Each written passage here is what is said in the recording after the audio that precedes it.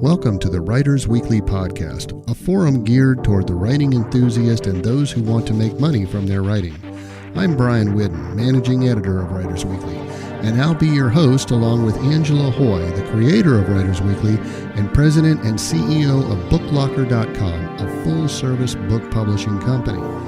Whether you want to learn how to become a professional writer, how to find writing gigs, or even publish your own book, then you come to the right place. We'll be discussing all kinds of topics relating to the writing and publishing industries. Don't forget, you can also click over to writersweekly.com. There, you'll find not only thousands of articles about professional writing, you can also find current paying markets and job listings to help you boost your writing career and even your bottom line. But for now, let's get on to this episode of the Writers Weekly Podcast.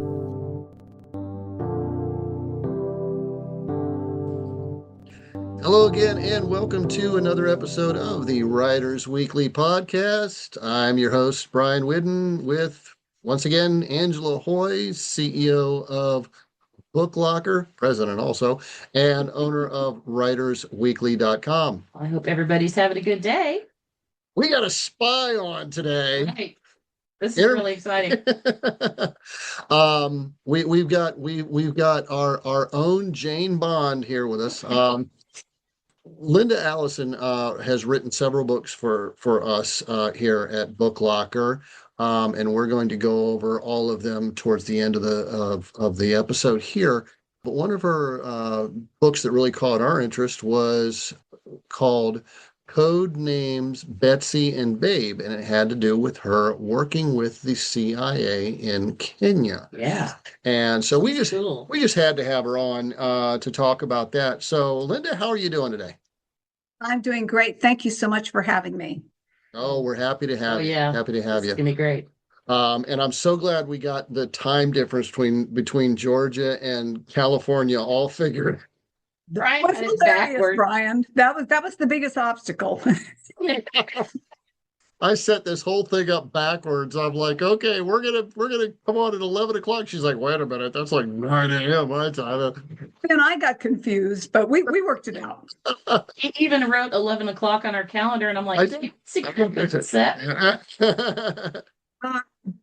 So, okay, Angie, you go for it. You start. Well, I wanted to, first of all, thank you so much for taking the time to come on and share your story with us. At what age or when did you know in your life that you wanted to be an author? I think I was in the 4th grade. I always loved to write.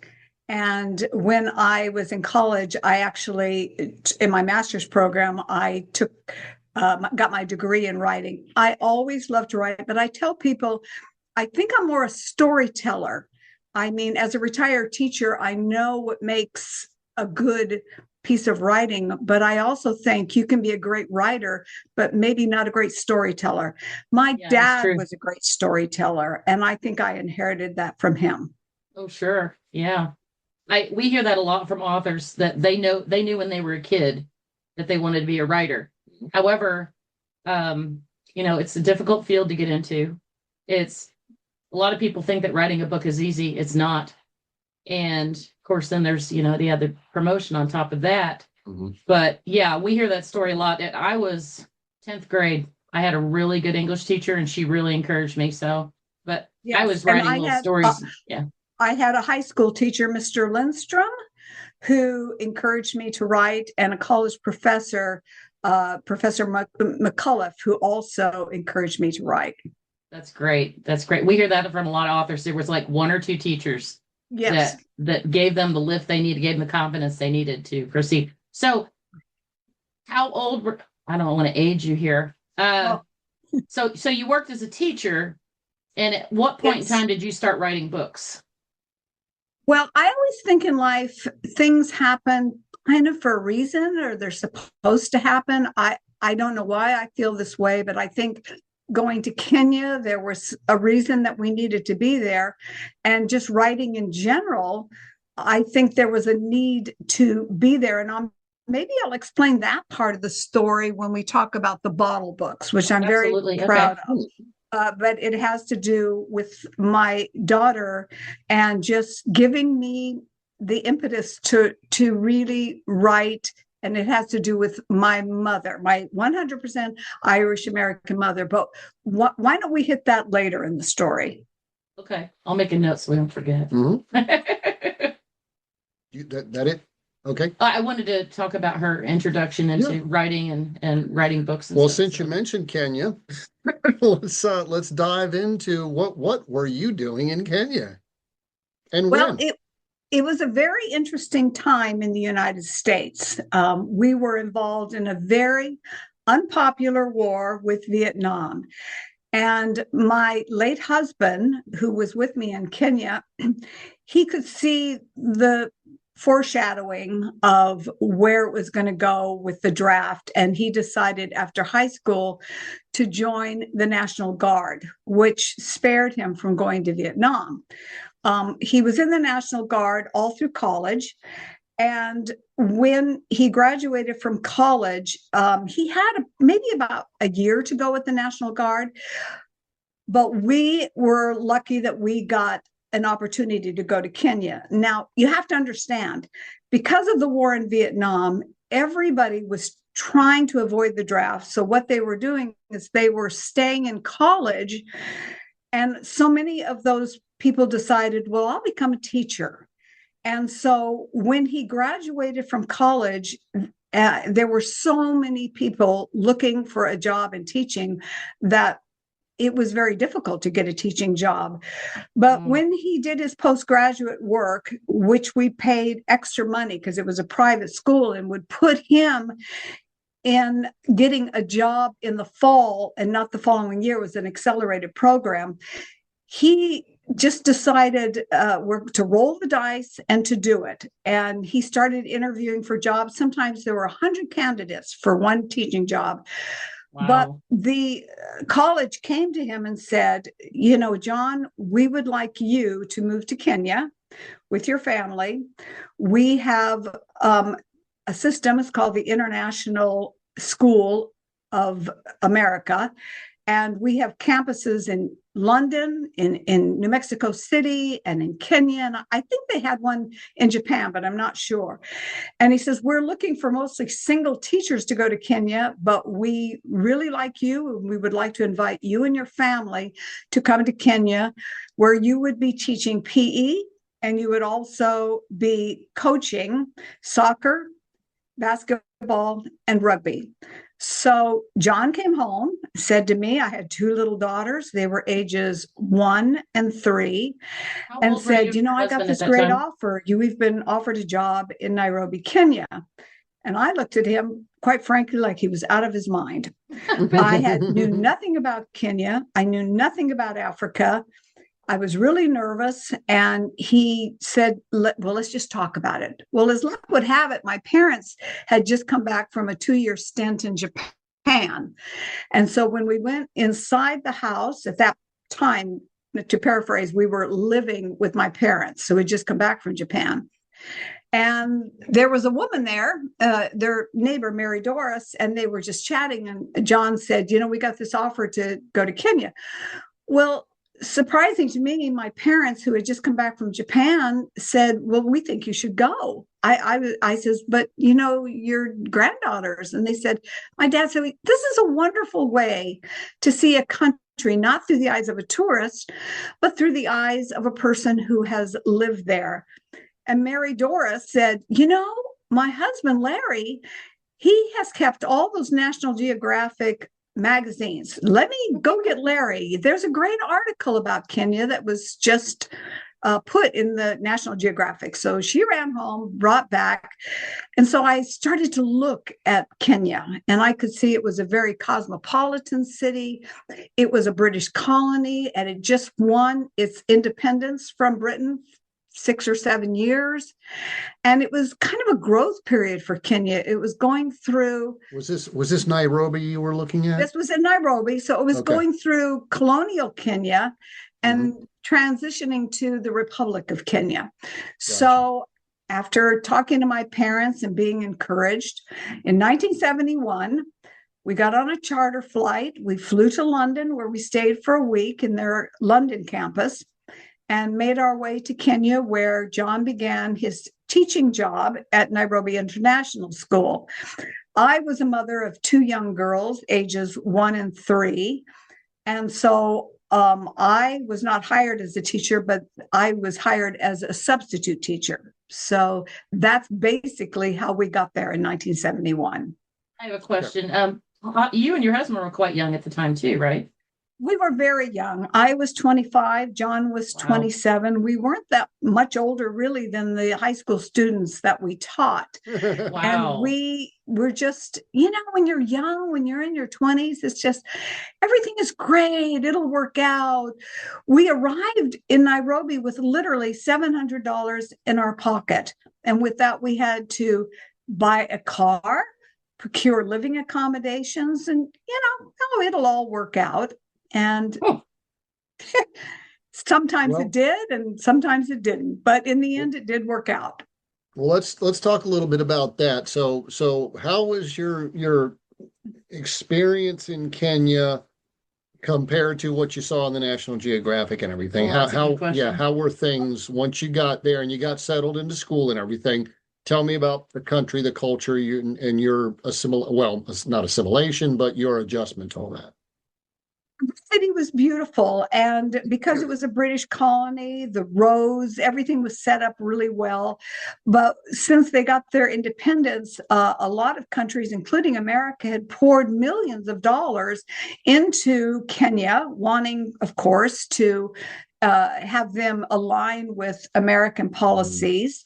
And so there was a large contingent of Americans working in Nairobi. And unfortunately for us, because we only had a limited amount of resources, when we started looking for housing, we realized that we could not afford to live into the city of Nairobi. I mean, we couldn't. So we widened our search, and we found a place out in the country in a place called Thika that was about 40 minutes from Nairobi, but we could afford the house. And it was a very, very lonely time for me because I lived off of a dirt road with no neighbors.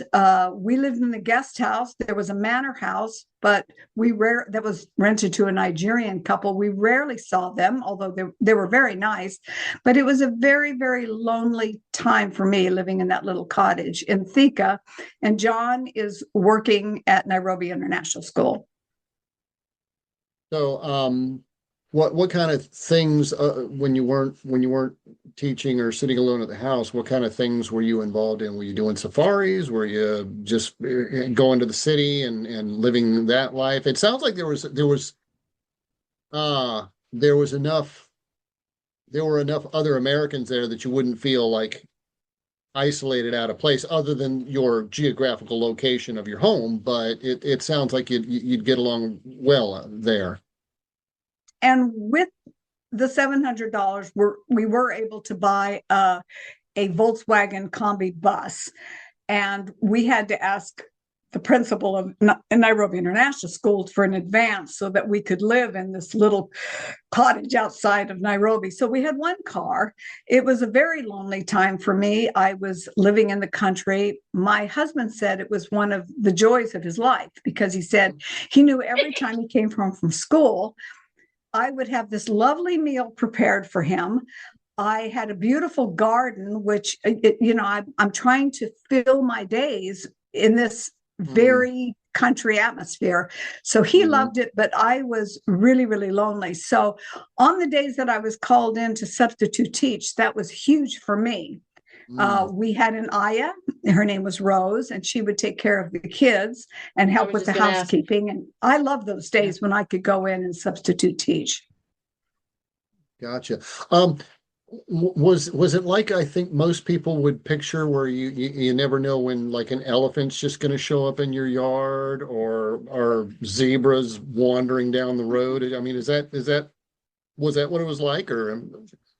Oh, yes. Yeah. There was one time I opened the back door and there was a mamba snake. They're very poisonous out the back Mambas, door. yeah. Oh, I Lord. mean, there were feral cats in the distance. It was really dark. I mean, I'm from San Diego. So when you live in San Diego, there's a lot of ambient light in the city, which you don't Oh, yeah. realize. But living in the country off of a dirt road with no street lights, it was extremely dark. It was a little bit spooky. And this is a funny story. We moved in on a Saturday and we hadn't had our phone hooked up yet, and we put the kids to bed. And the thing that I loved about Nairobi, it was right on the equator, so it got dark in or around 7 o'clock every day, and it was great for putting kids to bed. So we put the kids to bed. We're sitting in this little cottage. We have no phone. It's really dark outside. Mr. Guthega, who was our landlord, introduced us to Francis, who was our askari. He was our guard. He was to watch over us, which we were a little concerned about. And it is Saturday night, and about 8 o'clock in the evening, we hear drums. And we are looking at each other. It is incredibly quiet, no TV, no radio. And we're wondering what these drums are all about. And so John says, oh, I'm sure it's fine. Francis will take care of us. Don't worry.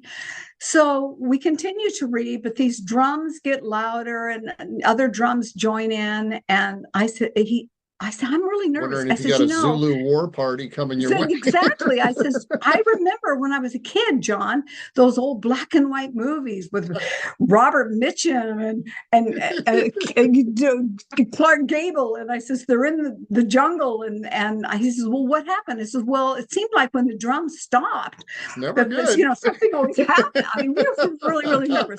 So finally, about 8 o'clock, John just says, oh, what the hell? Let's just go to bed. So we go to bed, listening to the sound of the drums. And of course, the next morning we're awakened and the birds are chirping and the sun is shining. And we look at each other and John says, we made it. So later our Mr. Guthega came by and we asked him, and he said, oh, I meant to tell you about that. He said, my workers who work on my plantation every Saturday night have a little ngoma, which is a party. And he said, and what you heard was them with the drums and dancing. They were just having a little party. And, we're brushing away like a fly. Oh, yeah, that's what we thought. That's what we knew. And honestly, we lived in that little cottage for a year, but every Saturday night when we heard the drums, John and I would look at each other and smile about the drums of Thika. That's hilarious. That's great. That's great. Okay, so your husband's teaching at the school. You get to go in there occasionally and do some substituting. You got your house and your garden, and he's teaching PE, rugby, basketball, Yep.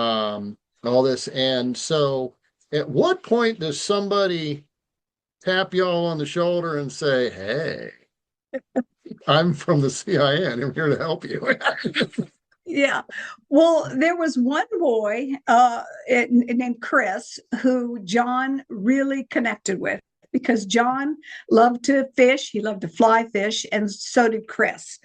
So they were talking about fishing, and Chris said, there's this place. It's called the Aberdare Mountains. We should go for a weekend, and we could leave on a Friday and come back on a Sunday, and there's great fishing, and we should do it.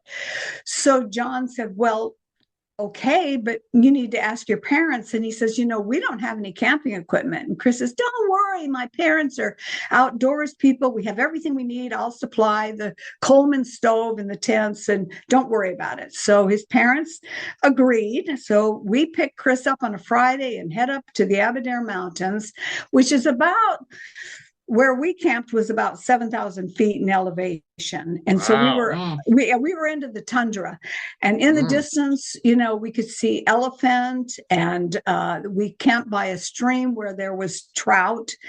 We had a great weekend, and we could really connected with this young man, Chris, but as we were getting ready to leave, our car wouldn't start.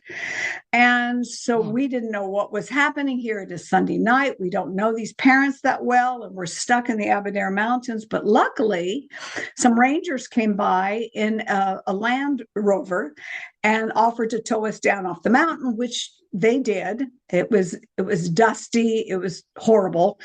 And we got to the little town of Nairobi, and he parked our car into the hotel and went in. We looked like just people, zombie people. We were so covered with dust. And we asked the guy, we got a room for the night. He said he would call Chris's son Howard, and Howard would let NIS know that we would not be there to work for the next day. So this experience really connected us with Chris and to his family.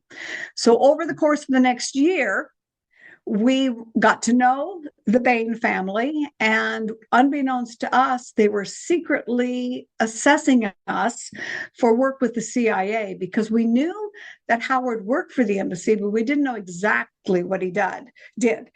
And we later find out that he was the chief of operations for the CIA. And for the whole year we lived in Thika, he was looking at us and thinking of us as potential assets for the CIA, because we had a legitimate reason for being in Kenya. We were teachers connected with NIS.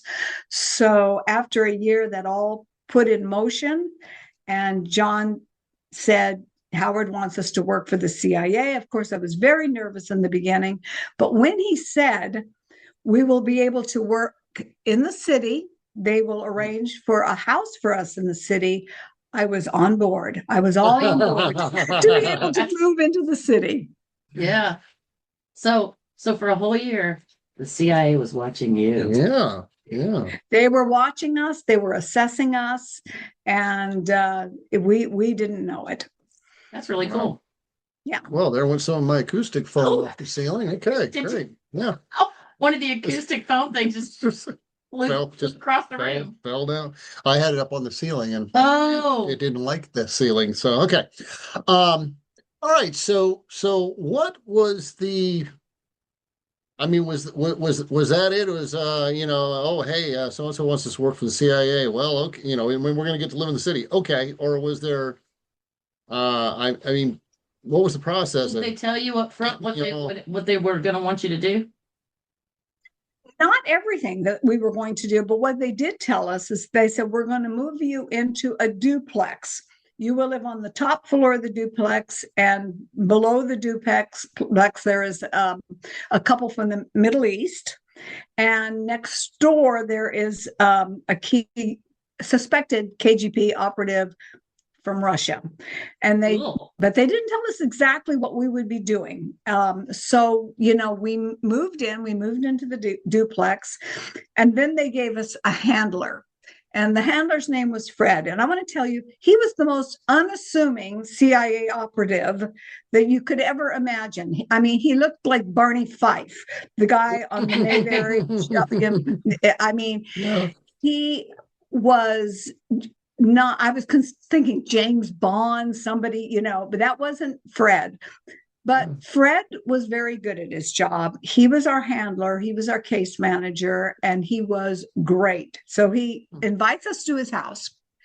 And the first thing he says, he kind of says, you're going to work at this house. You're going to do some small things, clear out post office box. We're very involved with Uganda. We're worried about the the dictator from Uganda called Idi Amin. We have our people there. And, it just seemed, fairly mundane stuff. And the first thing Fred said, this is thus the Betsy and Babe. He says, you need to have code names. He says, because from now on, everything you sign with the CIA will not be with your names, but will be with your CIA code names. So John and I are thinking of all these code names, and he stops us. He says, keep it simple. Think of somebody, who is a famous person from the past, something that you will remember your code name. So John, who played a little professional baseball, he says he decided to take the code name of Babe Ruth. So Fred looked at me and said, what about you, Linda? I gave him a bunch of names, and he rejected them all. And I says, well, what about Betsy Ross? She created the first flag. He says, that's great. So from then on, everything that we signed with the CIA were with our code names, Betsy and Babe. I have a question. Sure. So the CIA was now paying you in addition to your teaching salaries, correct? Yes. And Yeah, not for a bad me, gig. yes, for Angela, for me, that was huge because, Nairobi International School, it was great, but the salary was very, very poor. We just were constantly trying to make ends meet. And for me, the biggest thing was that Fred said, this is what we're going to do. We're going to set up a certain amount of money that we will put into your bank account in San Diego. We suggest you never touch that money, but it will be there for you when you leave Kenya. And he says, on top of that, we will give you a small stipend in Kenya shillings. And I'm thinking, this is great because money can be worrisome, for Sure. a mother. Yeah. So, yeah, my biggest thing was I was thrilled that we were getting some extra money. And so that's how we started with them. But then it evolved into a lot more than maybe I potentially realized. Like what? Yeah. Okay. Then keep on going. All right. So here we are. So we're living in this duplex, and we have these Middle Eastern couple living below us. And when I wrote the book, this in my connection with the CIA said, we don't care what you say. Don't tell who the Middle Eastern people were, where they came from. He said, okay, the Russian, we don't care. You can say anything you want about him. So we were in this, and we were doing little jobs, but we really enjoyed the Middle Eastern people that lived downstairs. And I was, having sitting on their porch and just having a little conversation. And Mohammed, who wanted me to call him Mo, said, we're having a little party next week. And he says, it's very casual, not a sit down affair. And we would like you and John to come. And I thought, well, this is great. We're doing our job. So we get a hold of Fred. He was very excited. And we said, we've been invited to this party with our Middle Eastern couples. And he said, this is great. And he says, what we want you to do is to make a duplicate key of their house. And we didn't know why, but it was like, okay, this has just really gotten real. We now are, doing stuff. You're undercover now. Yeah. We're undercover. Yeah. We're very, very nervous. So the day comes, it's a Saturday night, and about 8:00, a lot of people start coming to their house, and John and I go down. The girls are asleep upstairs, and how are we going to make this key? Well, the CIA had given us this metal box with a slide top, and they said, when your neighbors are involved in the party and they're not looking, what we need you to do is take the key out of their front door. And this was common practice in Kenya. Their keys were like these old skeleton keys, and people would keep them in their doors and keep their door locked, but unlocking and locking the door when people appeared at their door. So we're pretty sure that Mohammed and Babeka would do the same thing. So John's job was to sneak the key, go upstairs with the excuse that he was checking on the girls, and make a wax impression of this key and return it to their front door without them looking. My job was to stand in front of the door. And because it was a casual affair, there's people, some are sitting, some are standing, they're visiting, they're talking. And I am supposed to protect the front of the door so they can't see that the key is missing. Unfortunately, Mohammed, who probably felt sorry for me because not knowing many people at the party, walked over to me and starts chatting with me. And I'm thinking, oh my goodness, what am I going to, I talk with him, I'm carrying conversation. I'm asking him about the wine that I'm drinking. He said he and his wife had been on their honeymoon in Tuscany and talking about this beautiful Chianti. So I gulped down this wine, hoping that he will be a gentleman and has to refill my glass, which he did. So he says, let me refill your glass. But as he's walking over, I'm looking at the door, and John still is not coming. And I'm really, really nervous. But about halfway through, as he's walking toward me, someone intercepts him. And at that moment, I hear the door open and shut. And when I look around, the key is back in the door. And so our first mission was completed. Yeah. I would have had a heart attack. Yeah, I know. So we hand off the key to Fred, and Fred's very happy that we were able to complete this mission, and we don't hear much from him. But a few weeks later, he tells us, he said, we are going to be coming to your house. It'll be about midnight. There will be a team of us. And based on this key, you know what? I might, you don't need to include this, but I might tell you the story. So then we had to check to make sure that the key worked. You told me that story, yeah. I know. So in Kenya, there's a lot of foot traffic. So our neighbors were gone for the weekend, and John went up with the key. He's able to open the door, but when he locks the door, he cannot get it out of the keyhole. So he tells me, Linda, you need to go up and try. Maybe a female touch. Maybe I'm muscling it. So I go up, I'm praying, I'm clicking it, and then finally it did come out. And so the CIA had the key to the front door. So to go forward, Fred tells us the CIA is going to come to your house. You will be the place where we are stationed, and we are going to go downstairs. We're going to insert a listening device into your neighbor's downstairs, and we're going to do a listening device in the Russian KGB operative that lives next door to you. Now, I don't know how they did the Russian. I knew that he was on home leave in Russia, but they worked in conjunction with another agency. I'm not supposed to tell who they were. Before the CIA guys let you know, were you aware that he was a KGB asset? Yes, absolutely, Brian. That's a good question. Did he tell you? They had one of our jobs they said, you need to befriend the Russian KGB operative. He is your next door neighbor. That's one of your jobs that you need to do. You need to try, without being obvious, to come friendly with the KGB operatives. So anyway, the I don't know, there were about 5 men. They came upstairs at our house. They were all dressed in black stocking caps, black gloves. And they said, you are to stay here, and we're going to do our thing. We're going to put these listening devices in the KGB guy's house and in the Middle Eastern. And so it took a couple of hours. We didn't hear anything that they did. They were very quiet.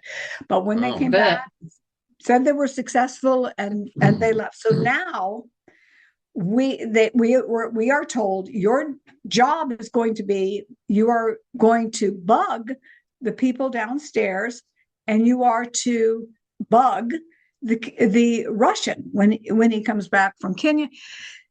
So in the meantime, what do you mean by bug?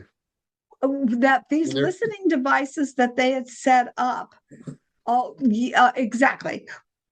They came in, I think they were from Washington, and they set up a reel-to-reel operation. They locked it into a cupboard. Reel-to-reel audio recorder. Audio recorder. Yeah. Okay. And they said every time the Russian has company, or every time the people downstairs have company, you are to put on this reel-to-reel tape and record what they're saying. So that then became our main job. So all of the recording devices in these people's apartments are going to a recorder in your apartment. So which we then turned over to Fred, and Fred sent off to Washington, D.C. Of course, we didn't know what they said because they were not in our language. And then on top of this, we were told to try to get to know the Russian. Well, this took a little bit of time, but eventually the downstairs neighbor, Rebecca, the Middle Eastern couple, was chatting with our next door neighbor in front of his house. And I had come home from playing squash, and she sees me So my neighbor, Rebecca, calls me over and says, I want you to meet our nice neighbor from the Soviet Union, Sergei. And so Rebecca had a somewhat use of the English language. Her husband, Mohammed, was very proficient. And when she introduced us, maybe she was a little nervous. She said, this is my friend Sergei from the Soviet Union. He is from the Soviet Onion. And Sergei, when Sergei's got this command of the English language and he starts laughing, well, I really liked Rebecca and I didn't want her to feel, embarrassed. So I reached out my hand. I shook his hand and said, well, my name is Linda and I'm from the United States of Asparagus. Well, from that moment on, Sergei and I bonded like we were comrades. I mean, he just thought I was hilarious. And oftentimes he would invite John and I over to sit on his porch and, visit with him. And our job with the CIA was to portray ourselves as a young couple, not interested in politics at all, but just, there as teachers experiencing Nairobi in our 20s.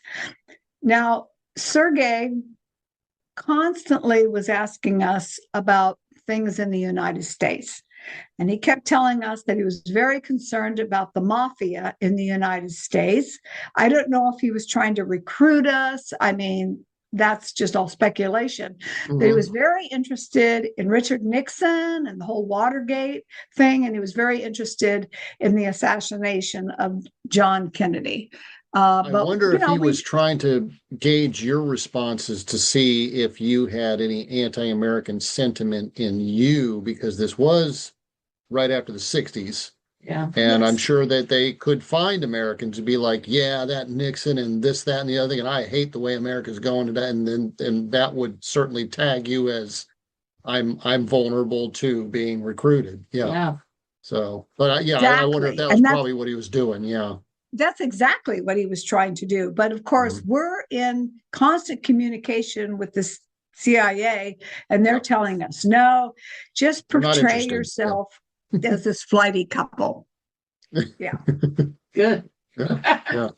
Now, you mentioned to me when we spoke before about a couple of times that these CIA guys would show up and it was kind of inconvenient for you guys and it kind of made life a little uncomfortable. So for several years, I would say we worked for the CIA for 4 years. I would say the first 2.5, 3 years, we lived above that duplex and we did all of these different things. We sometimes were asked to have a party. There's a certain person there, maybe we're interested in recruiting. We're doing all these things, living our life, involved with Nairobi International School, involved with the Harlequin Rugby Club, which became a big social part of our life. And we were enjoying everything. But something happened in 1973, 74. I got pregnant with another child. I was very worried about living in this upstairs apartment that had a set of stone stairs leading up to the apartment with no door. I got very concerned about my young infant son living in this particular place. So this is probably when it went a little bit awry for us, because I had talked to a woman who lived about a block away from us who was leaving, because it's very, very liquid. I mean, people are coming and going all the time, leaving Kenya, an American couple, and they had a lovely 3-bedroom bungalow, which was going up for grabs. So the head of the CIA, his name was Howard, I contacted him and I said, I know that have this listening device. We're doing this important job for the CIA. We're sending off these reel-to-reel tapes to Washington to be analyzed. I said, but this house became available, which is a 3-bedroom bungalow, and it's just a block away. He said, well, that's fine. We don't care. why don't you go over to the house? He gave me a device. And he said, if you can somehow excuse yourself, go into the restroom, and with this device, it will tell us if the frequency is strong enough that you could still do your job, bugging the Middle Eastern couple and the Russian couple. So I went over, I was really nervous. I had a big purse with this device in the purse, and I excused myself to the restroom. I set it up with the frequency that I was told. I did everything I was told to do. And this needle went into the green. I was so excited. I said, okay, we now can move from the duplex into this much nicer house. But after we left the duplex and moved into the bungalow, unfortunately, when the CIA came to set up the listening device, the frequency didn't work. So this was a huge kind of, I would say, a thing for me, because the CIA were so good to us and were helping us out in so many ways, financially and making our lives better. I didn't want them to worry that I lied about this, which I didn't. And Howard, the head of the CIA, he said, Linda, these things happen all the time. So our jobs changed a little bit. So instead of monitoring listening devices, they gave us other jobs to do. And one of those jobs was we became a safe house, which was funny and interesting and a little bit unnerving when our friends came over or our family came to visit us, that we would have to say all of a sudden, we need to get out of the house, or let an hour or two. So it was a real sense of deception with family and friends. Oh, your family didn't know you were working for the CIA either, did they? And you're right, Angela. And that probably was the hardest thing for us, that we had to lie to our family. We had to lie to our friends. I mean, a funny story that I tell about in the book is we were having people come from Washington all the time, coaching us, teaching us. And we had a guy who came over late in the evening, and he was taking us through some operation that he wanted us to do. And all of a sudden, the doorbell rang. And we weren't expecting anyone, but this guy got very nervous. He did not want to meet anyone. So I sent him to the bathroom. My husband goes to the door, and these people just decided to stop by. These were British people. They were from the Harlequin Rugby Club, and they come in. And he says to me, I don't want to meet anybody. So when John comes up, we meet in the hall. He says, where is the guy? I says, well, he's in the bathroom, but he doesn't want to meet these people. And John says, will you go and talk to our friends? I will usher him down the hall and down the stairs. Of course, our British friends realize that there's a man in the house who doesn't want to meet them and is being hustled out of the house, and they're teasing us, and we had to come up with, on the spot, very plausible reasons why a stranger would be in the house. And so I just said to them, well, this man is a teacher at NIS, and he thinks his wife is cheating on him, and he doesn't want to meet anyone. He's very upset. And I don't know if they bought the story, but we were doing this all the time. We were constantly with our family, with our friends, lying and making up stories why our life was so odd. Didn't you tell me when we spoke last that, because you were a safe house, right, anytime they needed to put somebody there, you guys had to get out?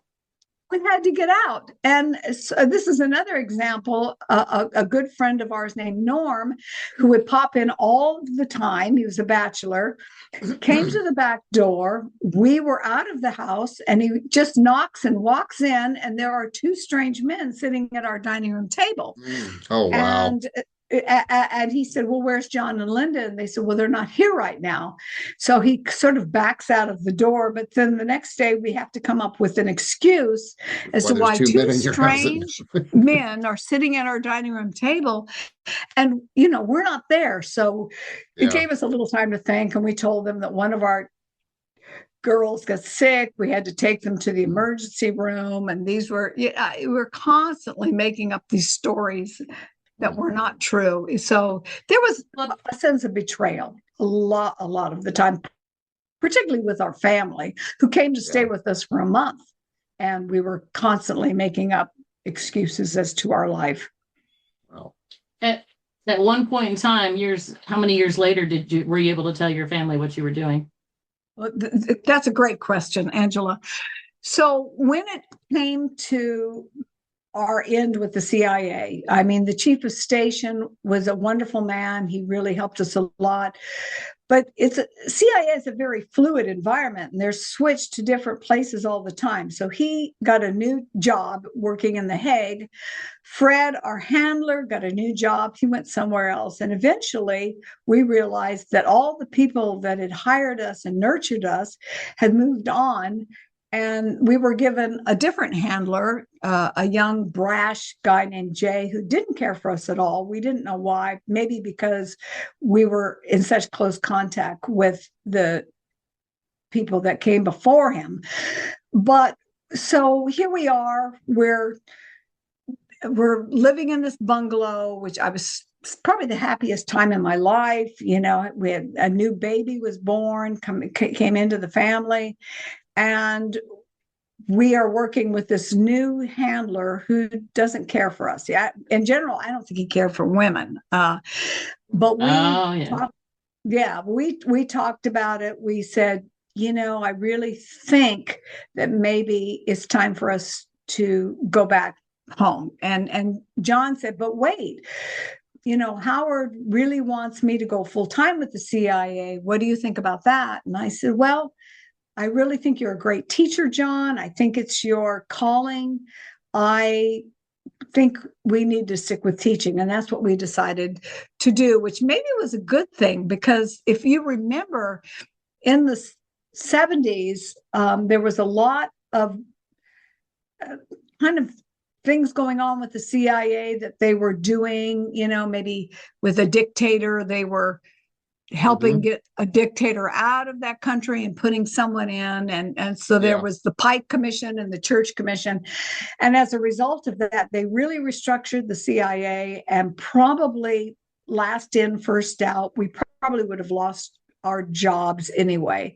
So at that point, we made the decision that we probably needed to move back to San Diego and just pursue the teaching, which we did. And John was a teacher, and I became a teacher. And, you know, it was a wonderful life. But, you know, our time in Kenya is so ingrained in my memory because it was so different. I mean, as a teacher living in California, I loved it, and I loved the kids, and I loved the people that we met, but it all became sort of a sameness. But those 5 years in Kenya were so ingrained in my mind, you know, being so unique and so vivid and different. And so it was my daughter who said to me, Mom, you need to write the memoir. You need to tell the story, Mom, because if you don't, it will die with you. So that's what I did. I'm going to back you up because to wrap up the CIA story, there was also something a little unique about y'all's flight home, if I recall. Oh, yeah. So here we are. We've been working for the CIA for 4 years. John, who played rugby for Harlequins, Kenya Harlequins, had been to Uganda for a couple of times, and he went with all of these Brits. And when he got there, he did not have a visa because the Kenyans the English did not need a visa because it was part of the Commonwealth. So twice he went to Uganda without the proper identification. It was a prohibitive entry, but they allowed him to come in. So on the night we're coming back from Kenya, it is July 3rd, 1976. We get to the airport, and I can see on the board that Kenya, that the airline would be stopping in Uganda to pick up some passengers. And I was really nervous because Idi Amin, the dictator, had just accepted all of these Israeli people into the country because the terrorists were trying to make demands with Israel to release several hundred terrorists. And if they didn't, they were going to, destroy these Jewish people that were in Uganda. But so John's telling me, don't worry about that. They've been sequestered for a month. They're not in the new airport. They're about a mile away. They're in the old airport. We're just going in for a second. We're going to pick up some passengers. We'll be out within a few minutes. So we get to the airport, and it wasn't anything like that. There were armed soldiers that greeted the plane, insisted that every person get off the plane. And I was the only person who was allowed to stay on the plane because I had a young, 15-month-old baby asleep in my arms. So everyone else is off the plane. They're gone for about an hour. So we arrived in Uganda. I would say it was 9:00. And, time is ticking. Eventually, the people get back on board a little before 10:00. And I said, okay, we're ready to go. I'm asking him, how did it go? He says, yeah, they brought up the fact of the prohibitive immigrant, but they were happy and everything was fine. And we're ready to fly out to Brussels. Mm-hmm. But the plane won't start. Oh my God. It sounded to me like the battery had gone dead. I don't know if that's the case, but they bring something that sounds like a generator, and it takes them about 15 or 20 minutes, and they're cranking this generator. They turned off everything inside the cabin. It's black. We're all nervous, and eventually the lights come on and they come down and they're spraying us with bug spray, which they said, well, it's something we have to do. And we take off a little after 10:00 and fly out of Uganda. So we are coming into New York after this long 20-hour trip, on this plane. And as we go through customs, the customs operator says, well, I see that you were in Uganda last night. And I said, yeah. He said, well, you guys are really lucky. And we said, well, why? He said, well, last night was the raid on Entebbe. Mm-hmm. And I look at John about ready to slap him. And he says, I didn't know. And we said, well, what happened? And he says, well, at a little before midnight, he says the Israeli army went in and rescued those Jewish people that were sequestered, and you barely got out of Uganda. So it was kind of an interesting ending to our CIA experience. Yeah. Wow. I'm gonna pause you for a second, and for anybody that is not aware of what the Entebbe raid was, and your dates are very close on. I know this is a long time ago. So on June 27th of 1976, there was an Air France flight. It was leaving from Tel Aviv going to Paris. It made a stop in Athens. That's where 4 Palestinian hijackers came on board and took that plane over. And they flew it to several different places trying to get fuel and do this and that. And then and there were 250 passengers. There were 250 passengers on there. They landed somewhere else and picked up. Actually, they picked up a couple more terrorists in when they landed in Uganda. Idi Amin, if I recall, allowed them to land there, saying that he was going to help negotiate with these people and whatnot. And yes, on 1 a.m. on July 4th of that. In Uganda, in Entebbe, the night we were there. Yeah, 200 soldiers from the Sayeret Matkal, which is Special Forces of Israel, went in, and they killed all the terrorists, all 7 hijackers, and 20 Ugandan soldiers were killed as well. But they rescued all of the hostages.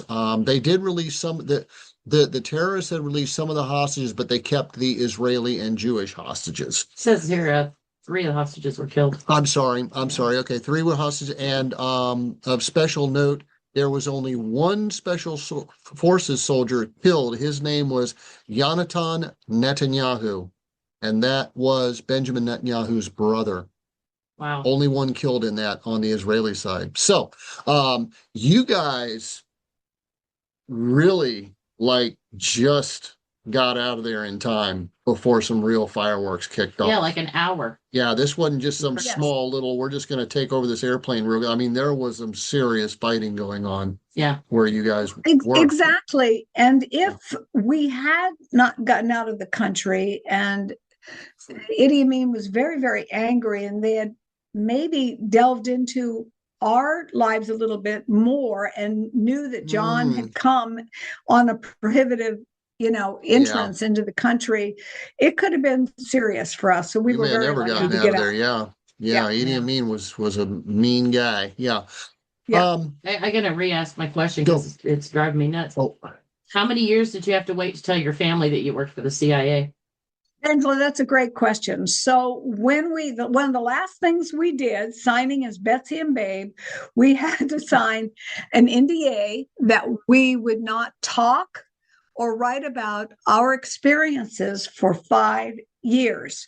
And we did that under the code names Betsy and Babe, which we did. We didn't talk about it. But like I said, 50 years later, my daughter said, Mom, you got to tell the story. So I contacted the son of Howard Bain, the chief of station, talked to him about it. He was very helpful, very instrumental in what I could or could not talk about.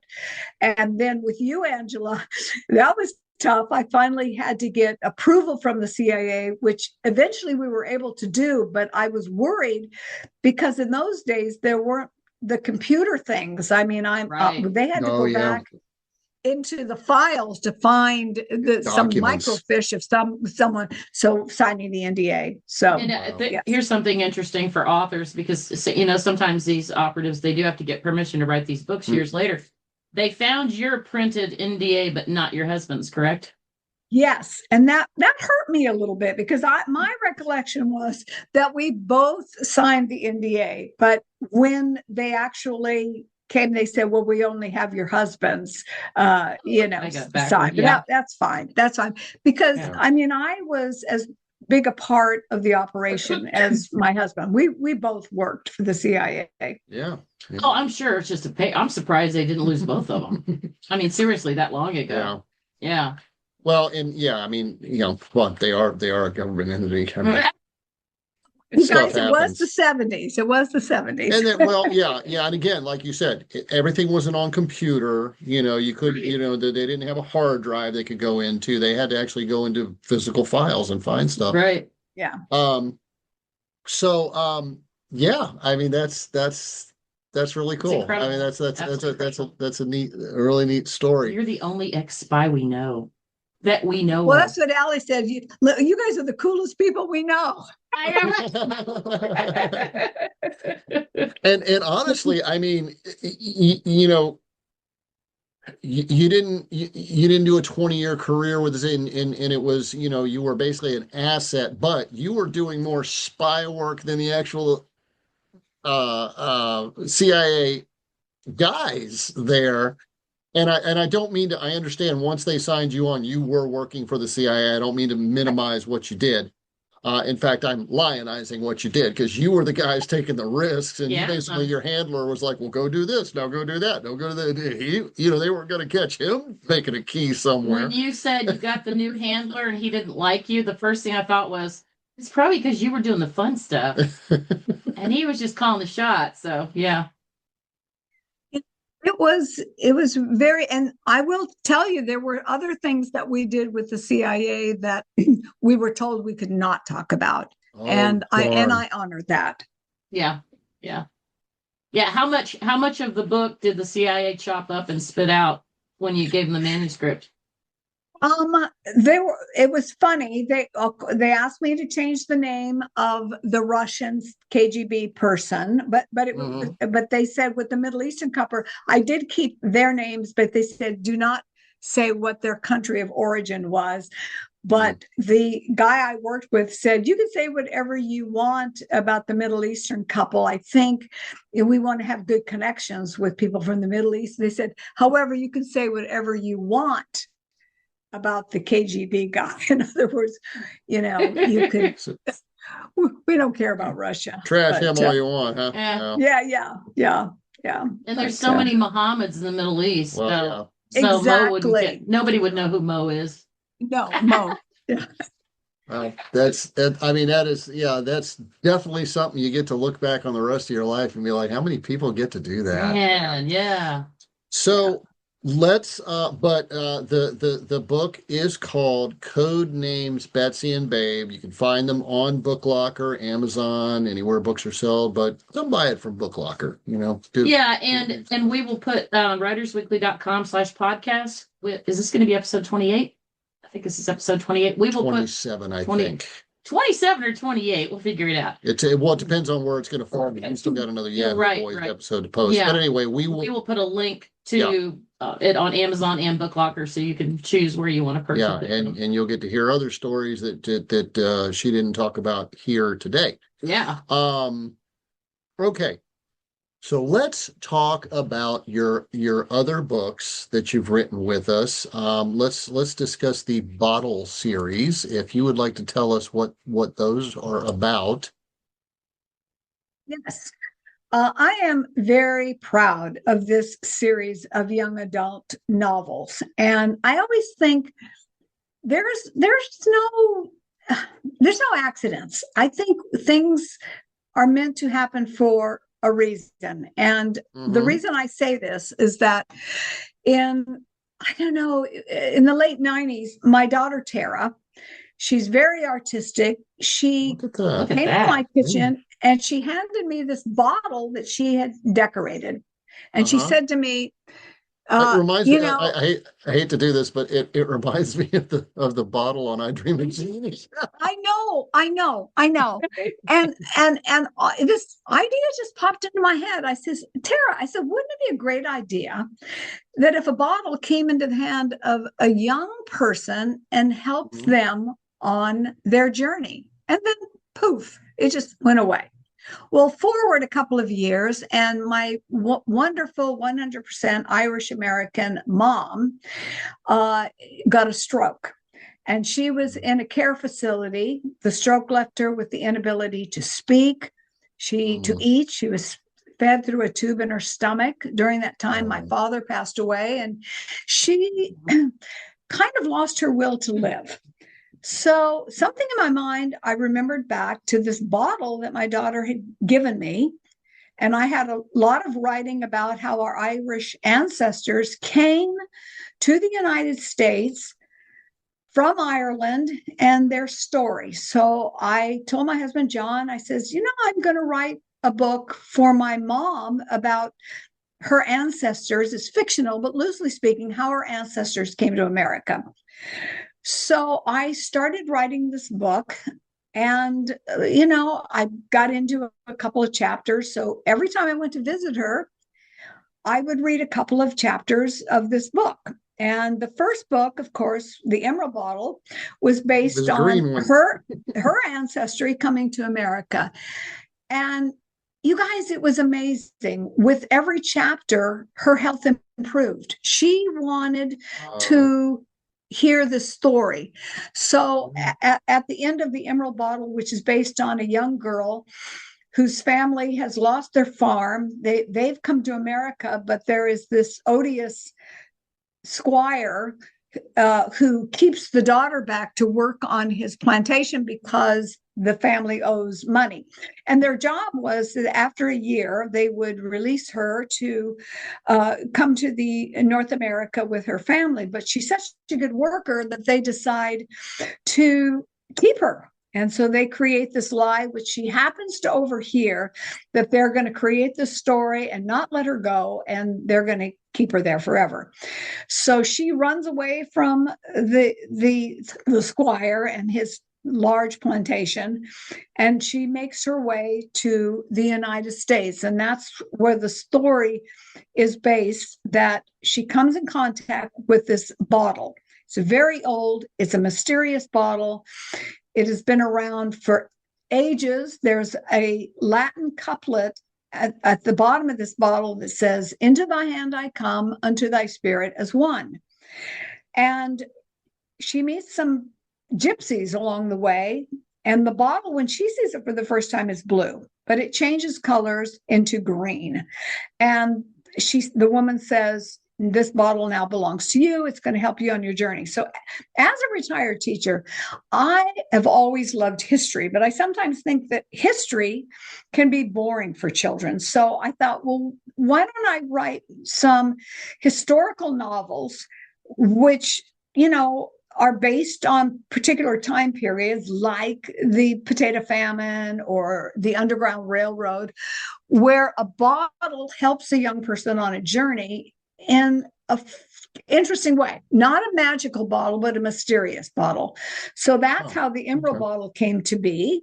Mm-hmm. And then after that, I write about the Underground Railroad, which was the bronze bottle. The bronze bottle, okay. Yes, and that deals with some very difficult subjects, the subject of racism and forgiveness and not fitting in. So for me, I try to tackle difficult subjects, but in a way that I don't use foul language, but I tell students that we all are connected. It doesn't matter if you're Christian or Jewish or Black or white, that the bottle can come to any good person and help them on their journey. So I ended up writing 5 of the bottle series, the Emerald bottle, the bronze bottle, the amethyst bottle, the mandarin bottle, and the turquoise bottle. And I love these. They take place in all different periods of time that are important in our culture. And I'm very proud of this series. If you could send us a picture of all those beautiful bottles lined up, we can put up that under this podcast. We can put a picture of them because they're absolutely gorgeous. No, I would love to do that. And okay, I will. Great. In fact, I actually, in my head, I knew I was going to write 5 books. I made up the bottles. I had no idea what the stories were going to be about, but it just all worked out. It all blended in together, and I love that. And it all started getting this bottle in the kitchen and getting this kernel of an idea. So your daughter made. Yeah, we want a picture of that one too, because that's gorgeous. Yes, yeah, well, I definitely will send that to you. Yeah, and the books are fantastic, and they're historical, and they're for everybody. Yeah, not just for kids, not just for adults. They're for everybody. I have a huge adult following. They love my books. They love the idea of them, and it's great. Yeah. Okay, great. Any other questions you have? Okay. I was looking at my notes. Did I miss anything? Linda's got something to say. Oh, go ahead. Can I just say something about Book Locker? Can I say a few words about Book Locker? For you to say something about Book Locker. No. And when I wrote the Emerald bottle and the bronze bottle, I was with a different publishing company, but I realized that they own everything. They own the rights to all my books. At one point, there was talk about maybe making my books, the first 2 books, I hadn't written the third one, into a movie. But when I contacted the publishing company, I realized they owned the rights to my books. I didn't. So I stopped writing for quite a while. I was battling cancer. And in the meantime, my husband passed away. I reconnected with my high school sweetheart, God love him, and we're going through COVID. And he says, "Linda, you've written the first 2 books. The third book, you've left that company, but your third book is almost done. I think during COVID, you need to finish this series." So that's when I found Book Locker and contacted Angela, and she liked what I had to say. And so through Angela and through your company and the people that you work with, I was absolutely amazed that I would own the rights to my books. I had control of what whatever happened with my books. So I finished the third book, and then during COVID, I quickly wrote the fourth and fifth book. I was so happy I was able to complete these bottles that I had painted years and years before. And I just think for any author who wants to control their property, that your company is amazing. And I'm just couldn't be more happy to be with the Book Locker family. Well, thank you. We have never taken rights from authors. And as far as I know, we're the only company that the author also owns their production files outright. Yes. And that means the print ready PDF file for the cover and also the one for the interior. We don't take any rights from authors whatsoever. And that's what's amazing. It's your book. Pardon me? Yeah, and that's what's amazing about your company. And I just want to talk a little about the scams that are so prevalent every day. I get something through my email that there's this company, they want to do a podcast with me. And fortunately, I'm working with Clayton, who's connected with you. And they seem so legit. And I'll just contact Clayton, and he says, nope, it's a scam. It's a scam. So I really appreciate you guys talking about that on your podcast, because they are clever and they can really mess with people. And for our listeners, what Linda's referring to, who Linda is Clayton Jones. He is English professor at the University. English professor at the University of Tennessee. He also provides editing and marketing for authors. And our authors love him. Isn't he the sweetest guy in the world? You know, he's great. And I've been working with him for a year, and he has helped me so much. And I'll get something that seems so darn legit. And, he says, nope, listen, he knows. He says, nope, this is not the real deal. So Clayton's great. He's also been involved helping us with our scam busting that we've been doing through Writers Weekly. And he actually was talking to a large law firm because of what we exposed about Facebook a couple weeks ago, which is on another episode, an earlier episode of this podcast. And then that law firm was talking to a big law firm in California Facebook's already being sued right now. They've been sued for profiting from knowingly running ads for scammers. And so that Clayton's law firm connected us with the other law firm, which is the people we're now sending scam victims to who've been ripped off after seeing an ad on Facebook. Yep. So, And Clayton's a really great singer too. He is. I follow him on TikTok. I had to join TikTok so I could hear Clayton sing. Yeah, he's awesome. Yeah, he's great. Well, we have loved working with you, and we can't wait to see the next book. Yes. This spans 100 years. This is my biggest endeavor. So, but I'm enjoying it. And if it's good, I'll publish it. If it's not good, I just will give it to the kids. But if I do publish it, I'm going with Book Locker. I love you guys. We love you too. Awesome. And you're a great storyteller. Yeah. Thank you. All right. Well, Linda, we really do appreciate you coming on and taking some time with us and telling your story. It is incredibly unique. That's understatement. But we love to connect to our authors this way. It's just so much. It just brings out so much more than we can get during the business process. That's true. To really get into your not just your books, your stories that you wrote, but your story. Your actual life. Yeah. So thanks for coming on. And I think we're going to wrap this up. Yep. So if About dinner time. Yep. And you heard Linda say it herself. She's really pleased with Book Locker. There's a lot of shenanigans going on out there. You don't even know who to trust anymore. If you've got a book you want to publish, you don't know who to trust. I'll tell you who you trust. You come to the company. It's been in business 25 years.